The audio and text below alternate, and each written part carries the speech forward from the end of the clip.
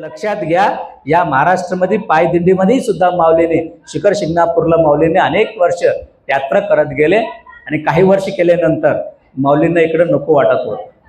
माऊलीला इकडे नको वाटत होतं, कारण संसार लग्न काही नको वाटायचं. म्हणून काही दिवसानंतर घरातलं सर्व काही परिस्थिती पाहिलं आणि त्यांना लक्षात आला, हे संसार कधीही संपणारा नाही. हे संसार कसा आहे, संसारती इति संसारः, संसारती इथं आत्ता आले, जवळ आले म्हणून केले की अजून पुढे जाणार आहे.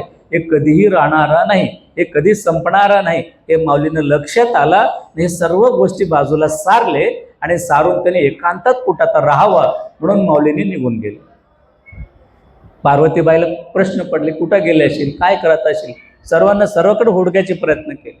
त्यावेळेमध्ये माऊलीने स्पष्ट सांगितले, नाही मला काही दिवस तर काय होईना, मला एकांतात राहू द्या म्हणून सर्वांना सांगून माऊली परत एकदा येऊन निघून गेले. आणि तिथं गेल्यानंतर तो ठिकाण म्हणजे तोच शिवकडा आहे. आता भूम तालुक्यामधला शिवकडा, त्या शिवकडामध्ये जाऊन माऊली तिथं राहिले.